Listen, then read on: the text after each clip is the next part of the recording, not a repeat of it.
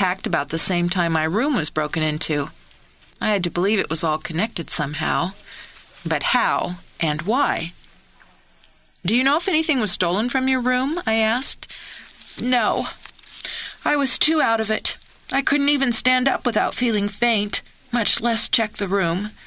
One of the paramedics was a woman, and she got my gown and cosmetics case for me." I'm sure whoever was hiding in the bathroom was long gone by that time. "Oh, yes, it all happened so fast. I never even got a look at him." She looked like she was about to cry again. Her hands trembled. I wondered whether it was from emotional trauma or the fact that she hadn't had a drink in several hours. "Charlie, I was supposed to fly back to California this morning. I have to get back. Gil's funeral is tomorrow." She touched the bandage gingerly. "I'm quite a sight, aren't I?" "What has the doctor said about releasing you?" "He checked me over this morning and said I could go any time. I'm just nervous about that. What if the person who hit me comes after me again? Charlie, can you help me find out who did this?" I thought about that. I was supposed to be working for Mack, and I wasn't ready to tell Catherine that she was still one of my suspects. However, I felt certain that the mugging would tie in somehow to the rest of the case. It also moved Catherine a little farther down the suspect list. "I'll see what I can find out," I told her. "Thanks." She looked relieved as she reached for a small leather case on the table beside the bed. I noticed again that her hand shook as she held a gold lighter to the tip of her cigarette. Something was still bothering me, and I decided I wouldn't get anywhere unless I came right out with it. "Catherine, what are your ties with Joe Esposito?" She leaned back against her pillow and closed her eyes, taking a long pull on the cigarette. I sensed a debate going on inside. Finally, she exhaled deeply. Her eyes open. She kept them fixed on the ceiling. "Joe thinks he's in love with me," she said. Her voice became so quiet I had to practically lean over the bed. 3 years ago, when Gil first loaned Mack the money for his business, we came over here to see the operation firsthand. Gil rarely involved me in his business deals, but I did go out to the heliport with him a time or two. I've never been brave enough to take a ride in one of those things, but they fascinate me. Joe was working on the helicopter and Mack introduced us. Joe's reaction to me was the weirdest thing. He acted like a star-struck groupie. I mean, he stared. He got flustered when I spoke to him. He told me he thought I was the most beautiful woman he'd ever seen. It was almost spooky. I've never had a man react to me like that. Ever. A few days later, Mack and Gil had a meeting at our hotel, and Joe somehow managed to be invited along. I found it most disconcerting the way he stared at me. I was afraid Gil would notice. He was extremely possessive and insanely jealous, but I guess Gil's mind was elsewhere because he never seemed to notice Joe. Did you ever see Joe alone? No. I would have been frightened too, Charlie. His interest in me was almost fanatic. Did Joe ever show animosity toward Gil? Jealousy? Not outwardly. Around Gil and Mack, he usually kept his eyes lowered, acting rather subservient. You said not outwardly. Did you see any indications privately? Well, as I said, I really wasn't around him much, but there was one time. I think it was during that meeting they all had at our hotel. Gil said something rude to me. I don't even remember what it was now. It was just his way, but as I was leaving the room, I caught Joe staring at Gil with almost open hatred. I guess I remembered it because it was different from the reaction most people usually had. When a man is rude to his wife, most people will turn away, look embarrassed. I was used to that, but Joe looked ready to jump to my defense, sort of a Latino machismo, you know? I digested that. If Joe Esposito fancied himself in love with Catherine Page, he might have taken it upon himself to permanently fix her marital problems, or There was still the possibility that Catherine and Joe had cooked up the plan together. She might have implied favors to come if her husband was out of the way. Right now, she seemed in control and sure of herself, but I'd seen her after a few drinks, too. Who knew what might run through her head when she loosened up a bit? However, those suppositions didn't help answer the question of who might have hit Catherine last night. Surely Joe wouldn't do that to the woman he said he loved, unless, of course, something in the little romance had gone awry. Catherine was sitting up in bed now, looking better after lightening her burden.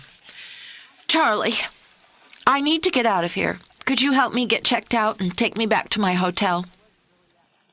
I wasn't really up for becoming her babysitter, but I supposed I could do at least that much.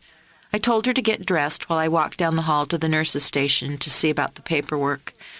When I got back to her room with a wheelchair, which the hospital insisted on, Catherine was dressed. She looked somewhat overdone in last night's attire, a black cocktail dress with gold lame ruffle over one shoulder. She had slipped on her black satin pumps without hose, and her legs looked white and skinny with small blotches of varicose veins showing. She was still a little slow on her feet when we got to the hotel, but made it to her room all right. I got on the phone to see what could be done about changing her plane reservations, while she went into the bathroom and changed from her evening dress to a lightweight jogging suit. She gathered her few belongings and put them into her suitcase. The soonest flight I could get for her didn't leave until 7 that evening, so I suggested she use the time to sleep. After putting in a wake-up call for 5:30, I told her to lock all the deadbolts behind me. I waited until I heard them click into place before walking off down the hall. I felt increasingly uneasy as I walked out toward my car. The chat with Catherine had only solidified my nagging thoughts about Joe Esposito. Now I knew he had a motive. My next move would be to talk to Willie Duran. He should be able to confirm when Joe had come and gone from the hangar last Friday night. He might have even seen Joe removing the body. That, coupled with the fuse found in my room and Catherine's statement, might be enough to get the heat off Mack. The problem was still the disposal of the body. If I couldn't prove my boat theory, the suspicion would still be on Mack and his helicopter. I felt like something was about to break, and I didn't like not knowing what it would be. I was concerned, too, about Drake. If Joe really was our man, he could be dangerous. He must know we were getting close to something if he took the trouble to ransack my room last night. He must know, too, that Drake and I were involved with each other. If Joe wanted Drake out of the way, it would be a simple matter for him to sabotage the aircraft. I thought of the treacherous miles of coastline where an emergency landing would be difficult, if not impossible. I drove slowly past the helipads. Mack's helicopter was out. It didn't ease my mind any. I parked near the maintenance area, locked the car, and approached the gate. Willie Duran was a cocky little rooster of a man, 28 or 9, his black hair slicked back on the sides, low in the front like a young Elvis. He watched me approach the gate with an appreciative gleam in his eye, like I was doing a strip-tease just for him. I guess his attitude was supposed to be a turn-on, but it's not my style. He wore his uniform about a size too small, so it fit like a glove. The short sleeves of his shirt were rolled up several turns to impress the world with his biceps. Sleazy, I thought. I thought of the poor girl staying home with kids hanging all over her. "Hey, doll," he said. "What can I do for you?" His voice was low, and he probably meant it to sound provocative. Doll is among the list of names including Honey, Baby, and Sweetie, which I do not take well to. I felt myself becoming cool, if not downright frosty. I pulled out my card and notebook, not bothering to explain the limits of my duties with the investigation firm. His puffed-out pectorals dropped perceptibly when I didn't warm up to his bait. "I have some questions for you pertaining to last Friday night. I understand you were on duty that night from 3 to 11. His weight shifted from one foot to the other. His flashy smile disappeared. I could tell he was discomfited dealing with a woman in authority. I loved it. Is that correct?" My voice sounded sharp, but I wasn't going to cut this creep any slack. Yes, ma'am." "Ma'am, that's more like it. You are aware that a man was murdered that night, over in the Paradise Helicopter's hangar?" "Yes, ma'am. The police, they already been there." "I'm representing an innocent man who's under suspicion. I may have to ask some of the same questions over." He nodded, peering toward my notebook. I tilted it away from him, nosy little jerk. "How did the victim get into the hangar? Did he have a security badge?" "Well, he walk up to the gate with Mack Garvey. I stop him and ask to see his badge, but Mack say it's okay. I tell him I'm supposed to see a badge, but Mr. Garvey get real irritated. It was late and no one around, so I went ahead and let them both go through." "Was Joe Esposito around?" "His truck was in the lot, been there all afternoon." "Was Joe in the hangar when the other two arrived?" "I don't know. He goes back and forth between the hangars a lot. He does maintenance for Mack, for Bill Steiner, some others too, so he's all over the place." "Did he leave during the evening?" He shuffled a little and avoided eye contact. "I'm not sure. Most times he takes a dinner break, but I can't remember if he did that night." "After Mack and his visitor got here, did you hear an argument between them?" He grinned. "There's so much noise around here I don't notice. You know, planes taking off and landing, helicopters, the wind, the surf." It was probably a dumb question. Even standing 3 feet apart, we were having to raise our voices slightly just to converse. But Joe had said he overheard the argument. It was worth asking. "Willie, did you see Mack and the visitor leave, either one or both of them?" Again, the lack of eye contact. "Nope, neither one." "How could that be? Mack says he had an argument with the other guy, then he got mad and left. How could he have got past you without your seeing him?" He shrugged. I watched him shift from one foot to the other. His eyes darted around, connecting everywhere except with my gaze, which I kept steadily on his face. "Willie, you left your post that night, didn't you?" "Look, don't tell, please." The cockiness was all gone. I was looking at a scared, overgrown teenager. I waited for him to continue. "Clarissa, that's my girlfriend. She came by that night. She was crying and carrying on. Said she had to talk to me. Said she just found out she was pregnant, and what were we going to do about it?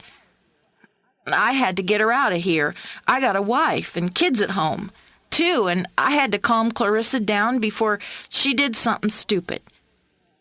"A girlfriend? Wow, he was a busy little dude." "I took her back to her car, and we drove to Ahukini Landing. It's only a quarter mile or so away, but at least it's private.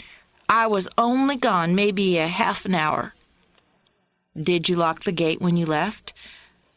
"I think so, but I'm not really sure. I was busy worrying about where I was going to come up with abortion money when my wife takes every paycheck of mine straight to the bank." He looked like he might burst into tears. "Look, I can't let Jack Akito find out about this. His wife and mine are cousins. He'd kill me." I almost felt sorry for the little jerk. How did people manage to get themselves into these things? I wondered if he had ever considered the merits of keeping his pants zipped. I left him standing there looking considerably less sure of himself than he'd been when I arrived.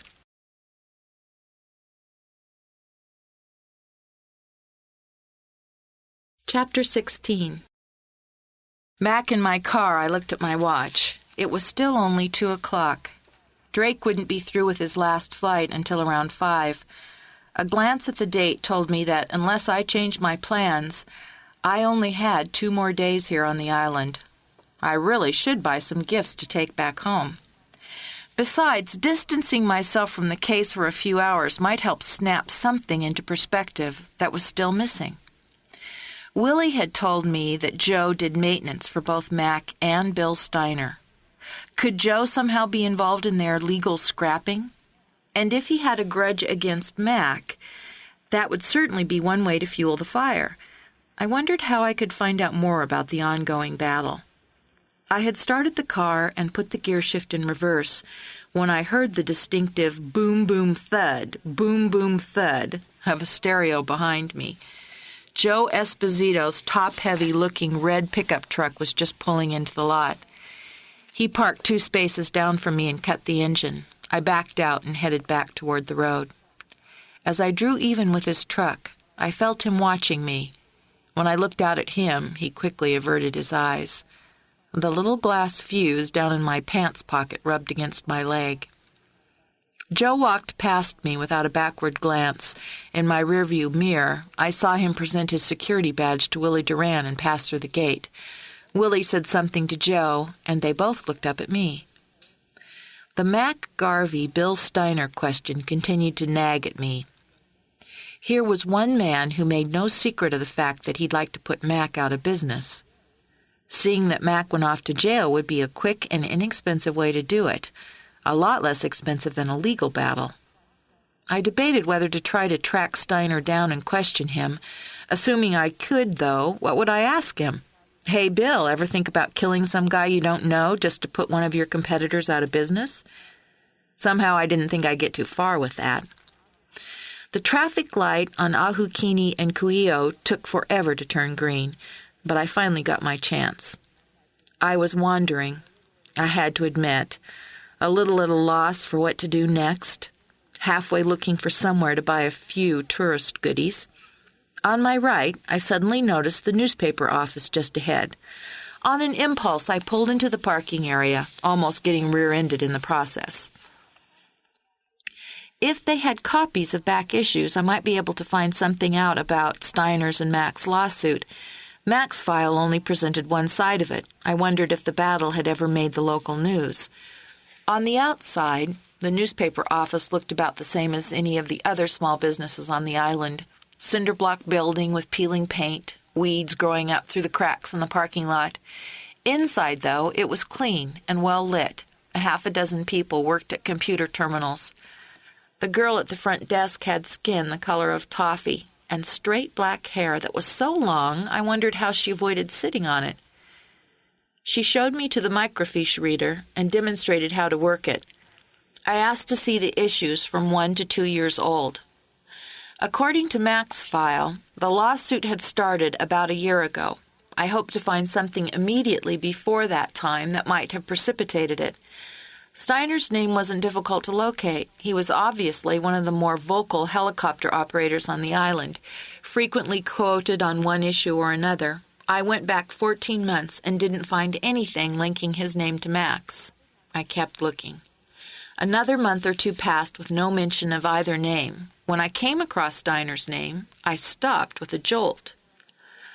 Steiner had been arrested 15 months ago for assault and battery on one Gilbert Page. According to the article, the California tourist Page had become verbally abusive after having a few too many at a local night spot. Apparently, an exchange had begun between the 2 men, the subject of which was the cocktail waitress who'd served them both. The argument had ended with Page out cold on the floor and Steiner being escorted to the drunk tank. I flipped the film back a few more days, but there was no further mention of the incident. I wondered whether it truly was a random bar fight or if Gil and Steiner had known each other. Even so, I wasn't sure how this new twist would help Mack. It still didn't alter the fact that Mack had admittedly been one of the last to see Gil alive, or that no one had yet brought Steiner's name into the picture. None of the people who'd been around the maintenance hangar that night had placed Steiner there.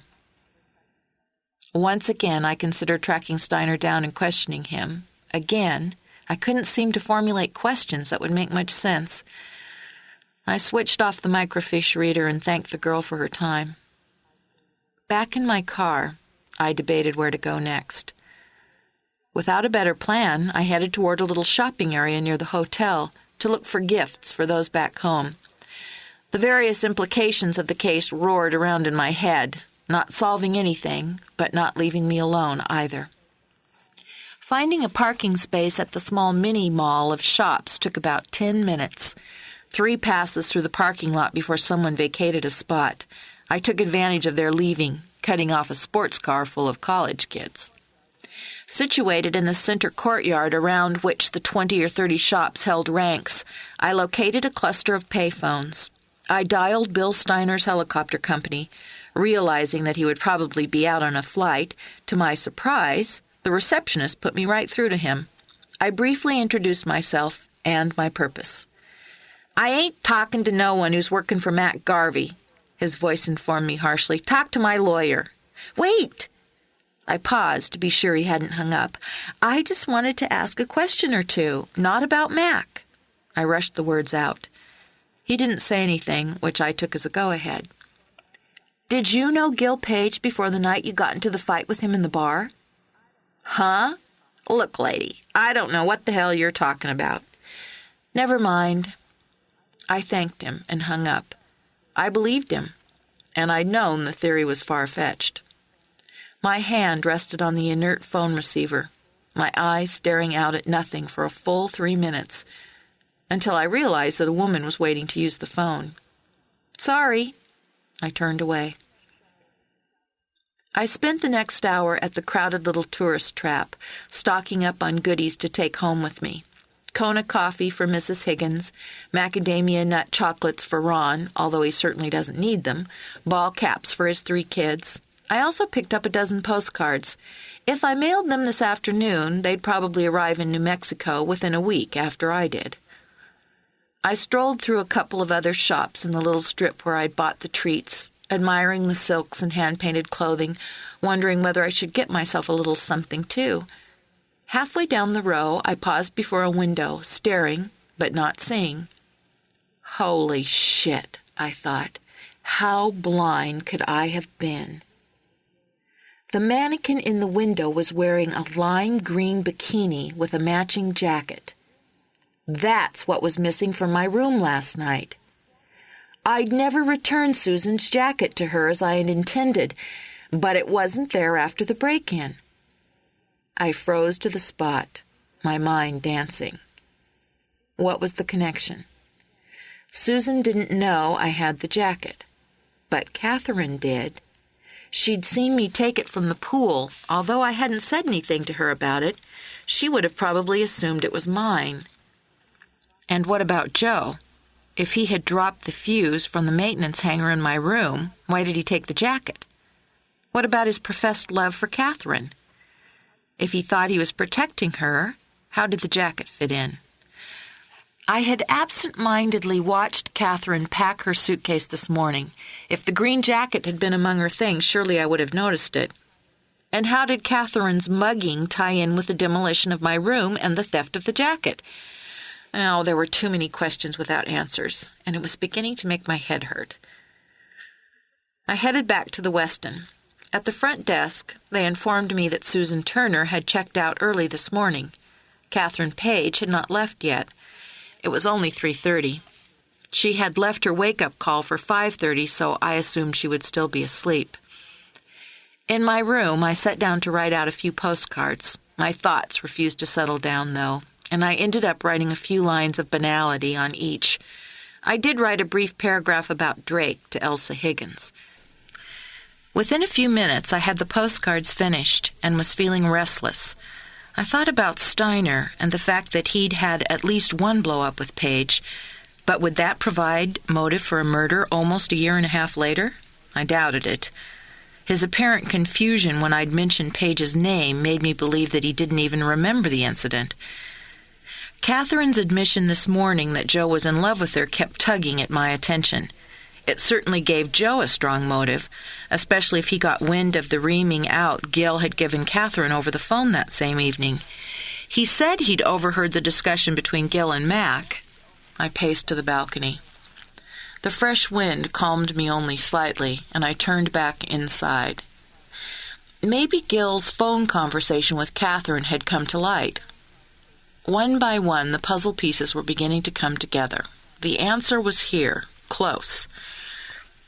I needed to talk to Joe to see his reaction to my new knowledge, but the man intimidated me, and I didn't relish confronting him alone. If I waited until Drake was through flying, maybe he'd go with me. The late afternoon sun shone from under the gray clouds and hit my glass door in a pink-gold shaft. I might still be able to find Joe at the heliport. There should certainly be people around in case of trouble. I could always call Akito and tell him my theory. Somehow, though, I didn't think he would welcome it. He was still set on the idea that Mack was the guilty man. Until I had proof, I'd rather leave him out of it. Pacing around the room wasn't helping, though. I had to do something. I closed the drapes and left a light on, then made sure I had securely locked the door. The elevator seemed to take forever, adding to my sense of urgency. Outside, the sky had an eerie twilight feel to it. Although the sun wasn't quite down yet, the clouds had thickened considerably. I put the top up on the car, started it, and headed out to Rice Street. Traffic was heavy, people rushing to get home at the end of a long day. I left most of them behind when I made the turn toward the airport. I cruised slowly past the helipads at the heliport. All the helicopters were in, lined up in a neat row, their rotor blades tied down for the night, all except Drake's ship. I glanced at my watch. Surely he should have been in by now. The thread of anxiety which had run loosely through me all day cinched itself into a tight knot. The maintenance hangar looked quiet. Too quiet. The helicopter wasn't there, nor was Joe's red pickup truck. I didn't like the feel of it. The puzzle pieces that had eluded me all afternoon suddenly fell into place. My gut clenched as I realized the killer had probably gotten away. And where was Drake? The clouds which had earlier gathered in clumps over the mountains now spread into an even layer covering the sky like a heavy gray camping tarp. The wind whipped bits of debris across the ramp, the chain-link fence catching the biggest part of them. A ripped potato chip bag flew past my ankles as I got out of the car. I shoved my purse under the seat, slipping my car keys into my pocket. The guard was not at his enclosure, and the gate was standing wide open. Something wasn't right. I remembered seeing a phone in the maintenance hangar. If I could get inside, I would call Paradise's offices to see if Drake had radioed in.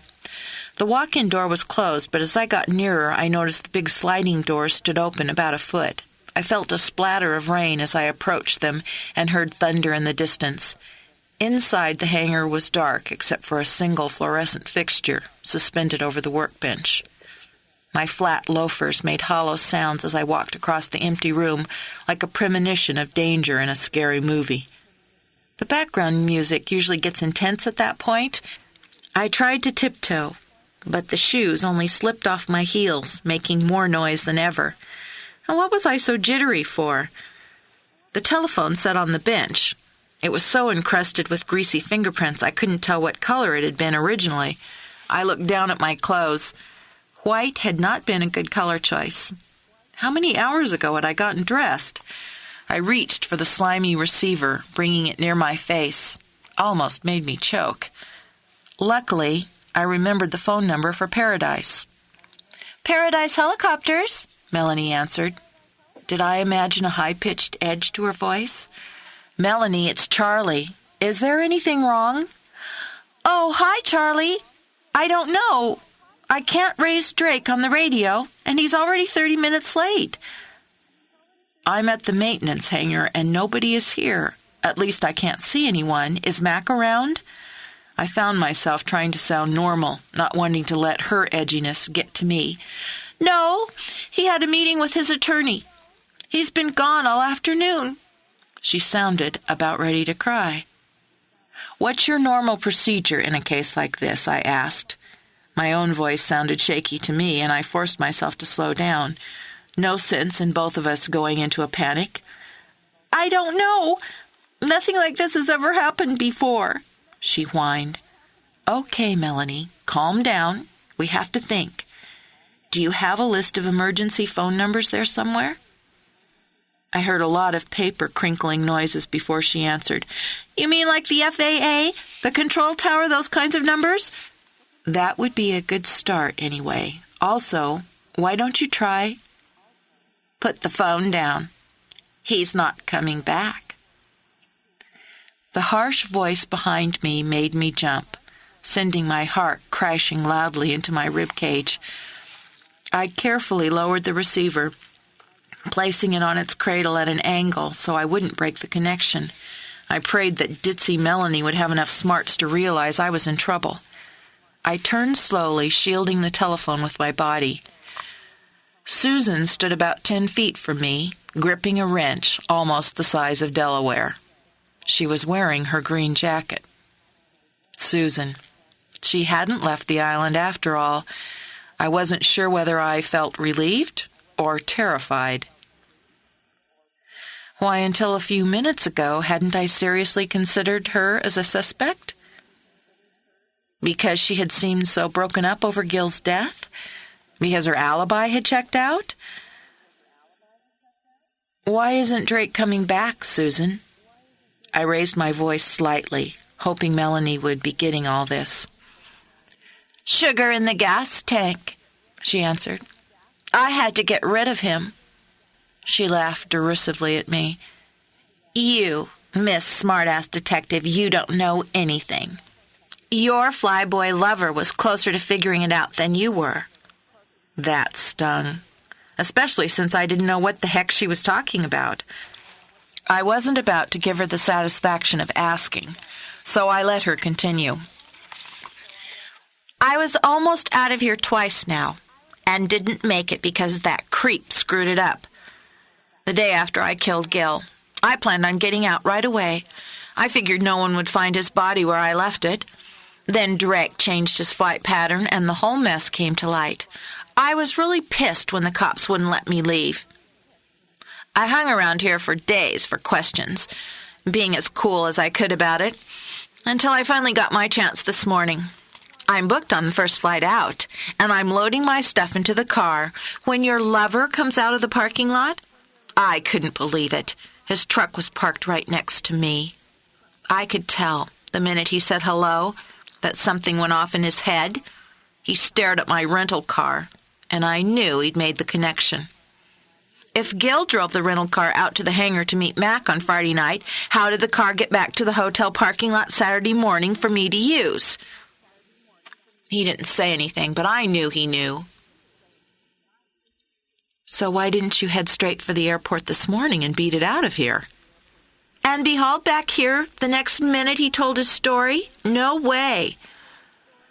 Plus, I wasn't sure how much you knew. For all I knew, once you figured out my jacket was the only thing missing from your room, I was probably the subject of your pillow talk last night. I followed you around all morning, but never could catch you alone. After a while, I figured that you really didn't know, or else you would have run straight to the police. I came back out to the heliport and watched for my chance. Paradise apparently didn't have an early afternoon flight booked because Drake didn't come right back after lunch. I waited until no one was paying attention and sneaked out to the helicopter. I figured some sugar in the fuel tank would do the trick. I remember Drake telling me about using auto-rotation to bring the aircraft down safely. There was still hope, but I wasn't going to tell Susan. Susan was swinging the heavy wrench up and down, smacking it softly into the palm of her left hand. I had to keep her talking. So you broke into my room to get your jacket back. Why? Wouldn't it have been simpler to just ask me for it? I couldn't take that chance. You might have looked through the pockets. If you had, you'd know that there was a cashier's check in there for $250,000. Whoa! $250,000 spendable? Gil had given it to me our first night here. The money was for me to get my health club built. You almost had me there, too, you know. When you got back from California, I was surprised you didn't say anything about it. Why hadn't I? Oh, yes. Catherine Page had walked up and a distracted Susan had beaten a hasty retreat from the pool. You carried a huge cashier's check around in your pocket? Why didn't you keep it in the hotel safe? Gil might have wanted it back, she answered. I kept stalling.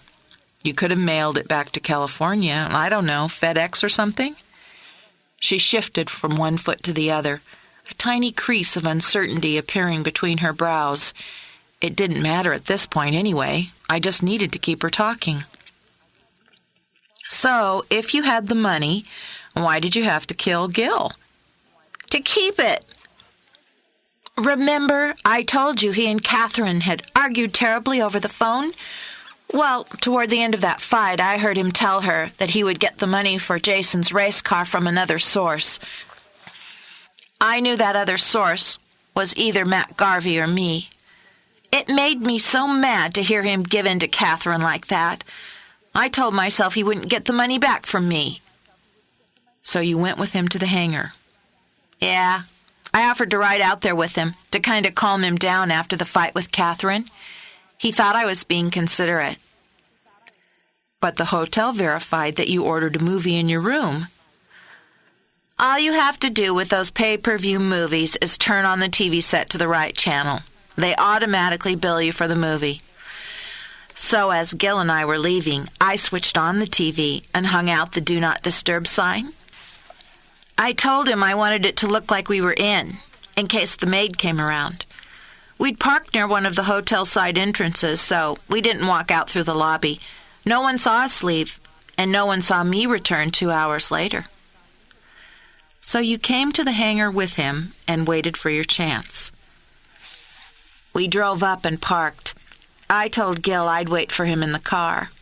Mack Garvey came pulling in about then, but he parked at the other end of the lot and didn't see me. Gil and Mack walked up to the gate about the same time, and the guard let them in. Then the place really started hopping. Some girl drove up and went over to talk to the guard.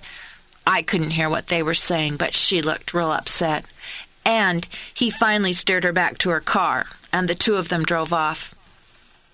I was in a dark part of the lot, and they didn't see me sitting in my car. They were no sooner gone than I saw the mechanic who works for Mack, the one that always looks like he has a burr up his rear. He came walking around the side of the hangar, and when he got to the door, he stopped. He looked like he was listening to whatever was going on inside for a while. Then he beat it out to the parking lot and took off in his truck. So, Joe had told the truth. I thought I'd better find out for myself what was going on. The mechanic hadn't pulled the gate tight, so I walked on up to the hangar and stood near the door so I could see through the little crack and hear what was going on. Gil and Mack were going at it. Finally, Mack told Gil flat out that he didn't have any money. If Gil wanted to take the helicopter, fine. He'd have to take it by force. Mack just turned around and walked out, leaving Gil standing there. I ducked into a dark shadow just before he came outside. By then, I realized it's now or never. Gil was going to try to get the money from me, since Mack didn't have any. I slipped into the hangar. He had his back turned, and it was a simple matter to pick up the handiest heavy object and whack him with it. But once he was dead, wasn't he heavy? How'd you move him? I thought I heard a police siren in the distance, but I couldn't be sure. The wind had picked up, whistling through the rusted holes in the old metal building. I didn't like the way she swung the wrench a little more firmly as she got closer to the end of her story. Susan looked at me scornfully. Heavy? I can bench press 200 pounds, she said. His size made it a little awkward, but the weight was nothing. Nothing, sure. I wanted to slap the smirk off her face, but I didn't want to break my hand doing it. I really was going to have to start working out. If I made it out of here in one piece... So, how did you get him out to NaPali, or is flying helicopters another of your many talents? Again, I thought I heard a siren, but the wind blew the sound away. Rain was beginning to drum on the metal roof, and we both raised our voices to be heard. "I wasn't sure at first what I'd do with him," she said. "I hadn't planned that far in advance, but I knew I had to be somewhere that people wouldn't find him right away. We'd taken one of those snorkeling trips earlier in the week, and I knew there were lots of rugged valleys out there. I drove out to the end of the road thinking I'd carry him partway up the trail, then take him off to the side somewhere, but I got luckier than that. Some fool had left a small motorboat pulled up on the beach. There were no cars around and no one camping, so I just borrowed the boat for a little while. I worked fast. It didn't take long at all to motor over to the first deep valley and beach the boat. I carried him as far as inland as I could and dumped him behind a boulder. I figured wild animals would get him before anyone found him." "So you put the warning note on my windshield. And what about Catherine? Did you knock her over the head last night, too?" "When I realized I'd left my jacket at the pool, I almost panicked. I went back to look for it, but you and she and the jacket were gone. I searched her room first, and she was just unlucky enough to walk in about 2 minutes too soon." There was a slight pause in the falling rain, and the siren sound came through distinctly. This time, Susan heard it too. She changed instantly from her talkative, self-congratulatory mood to one of near panic. Her eyes grew wide, and I could see perspiration glistening on her upper lip. "Well, Charlie, looks like I need to get going. After killing Gil and Drake, you don't honestly think I'd let you get away, especially now that you know the whole story." I suppose that would be asking a bit much. I watched her fingers grip the wrench tighter. Her actions started happening in slow motion as my brain took its time assimilating the situation. Her right arm, wrench outstretched, swung out to its full extension. She closed the gap between us with a quick little two-step as she swept the wrench in a downward arc aimed at my skull. I tried to leap backward, but the workbench bumped the middle of my back, blocking my way. I managed to duck, bent at the waist. I dove for the floor behind her. Her weapon came down hard on the edge of the wooden workbench. The impact should have dislocated a person's shoulder, but not Susan's. However, the element of surprise did cause her fingers to let go. The heavy wrench made sparks when it hit the floor. It skated across the concrete like it was greased. We both scrambled for it, but she got there first. I backed off and scanned the area for something I could use that might help my odds. Nothing I could see was a match for Susan's arm wielding 15 pounds of metal. I decided distance was my best bet. I sidestepped out of range, trying to work my way toward the door. Susan might be all muscle, but she was also fast. She made an all-out run toward me, closing the distance quickly. I could see her arm raised in preparation for another swing, so I turned and bolted for the door. It was pitch dark outside now, and the drenching rain made visibility almost nil. Lights from the other buildings and from the guard's post were blurred into uselessness. There were so many reflections on the slick tarmac that I couldn't distinguish anything. I couldn't see the guardhouse or the gate. I didn't have time to debate the question either. I took off in the direction that felt right. I could hear Susan right behind me and half expected the wrench to come down across my shoulders at any second, ending it all. The guard's enclosure and gate gradually came into blurry view as I ran past as fast as I could. I couldn't tell whether the guard was back at his post yet, but the gate looked shut as I got closer to it. "Let it not be locked," I begged silently.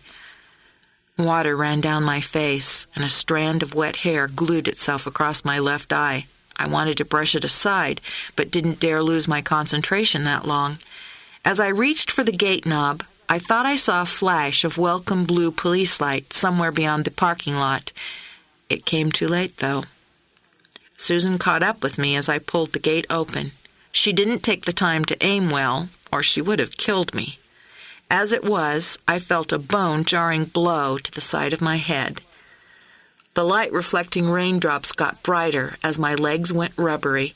Something inside me told me that she would put me down permanently with one more blow. I gripped the chain-link gate for support and kicked toward her with a little force that I had left. I made contact, but it didn't feel solid. I heard the wrench clatter against the tarmac, and then there were sirens. Nice, close sirens.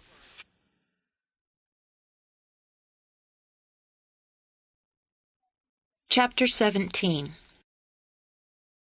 I came to the sounds of foreign voices, the throb of the world's worst headache, and the smell of wet hair. I was lying on the tarmac, half in and half out of the guard's enclosure. I guess they had dragged my top half under cover so I wouldn't drown while lying there. I felt like I'd been thrown, completely clothed, into a cold shower. My clothes were wet clear through, too, and including my underwear.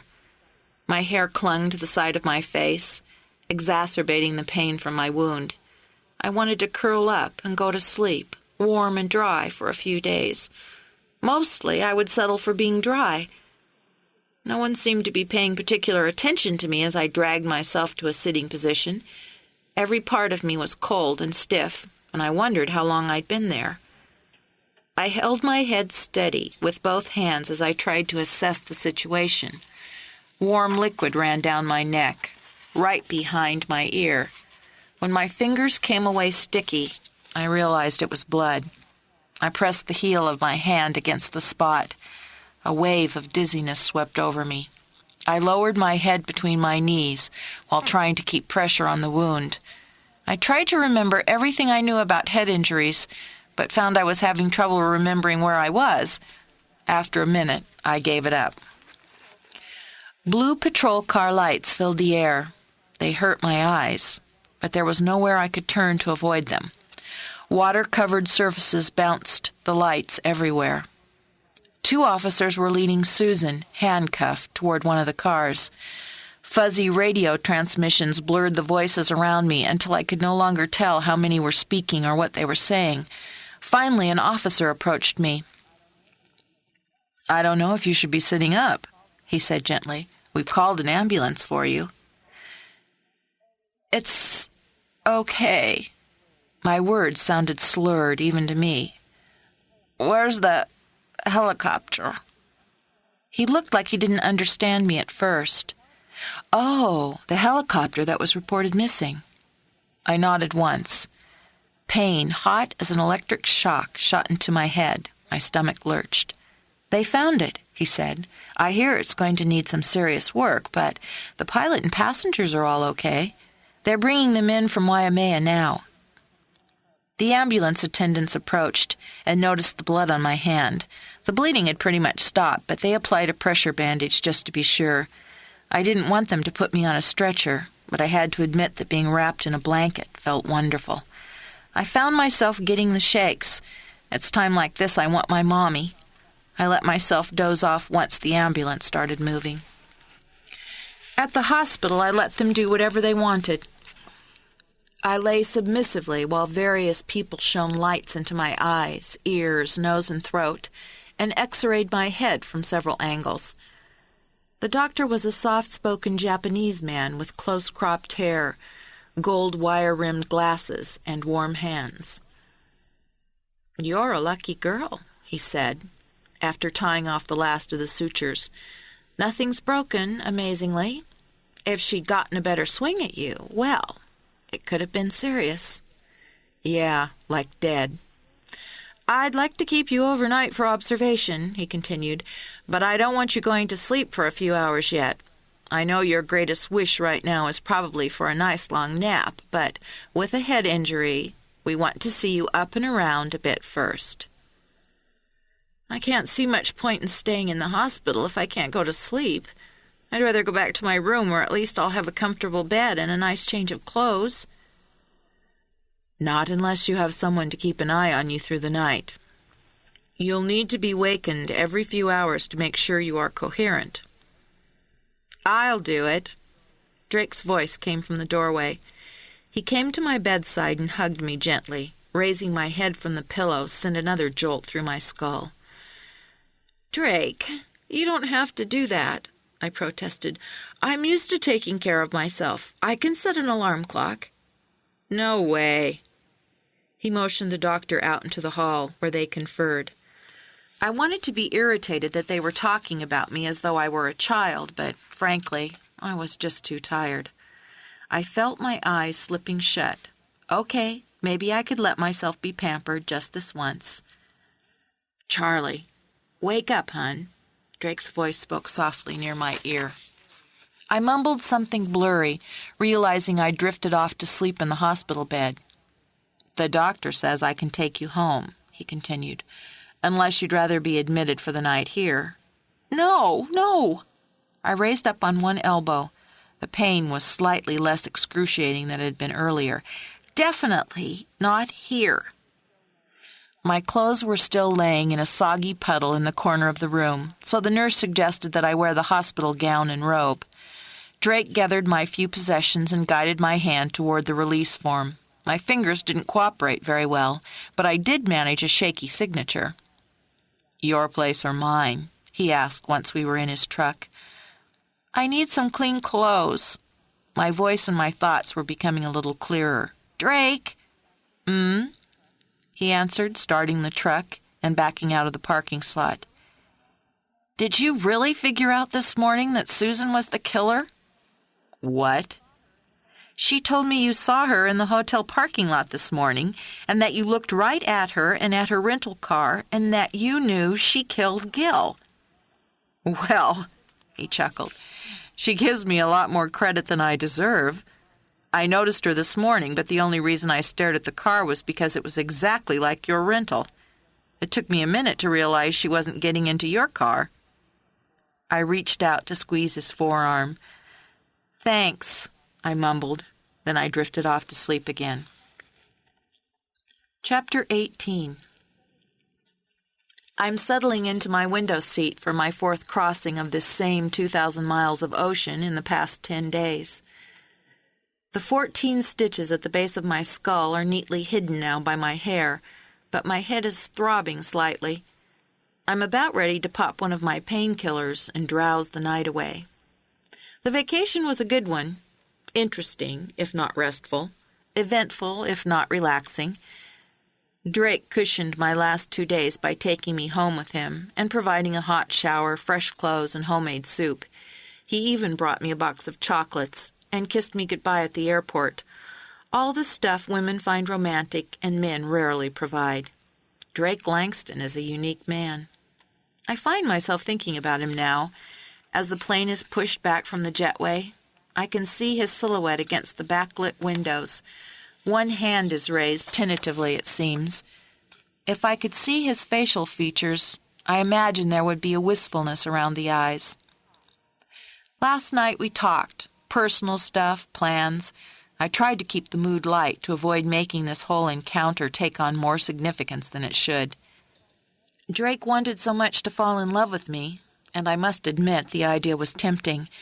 But wasn't this really just a shipboard romance, a wild, fun, fleeting thing? He had asked me when I could come back. I told him I couldn't foresee it any time soon. I'd asked him when he might come to the mainland. He wasn't sure. I felt any definite plans fizzling, and yet there was something more, even with my head bandaged, my color lousy, and my speech dopey with pain medication. Drake looked at me with such tenderness, with a caring and, yes, a love, no one had ever shown me before. I glanced back at the terminal. The lighted windows were tiny in the distance now, but I still imagined his shape against them. I closed my eyes, not quite in time to prevent a tear from slipping out. His last words had been a promise to call. We'd see.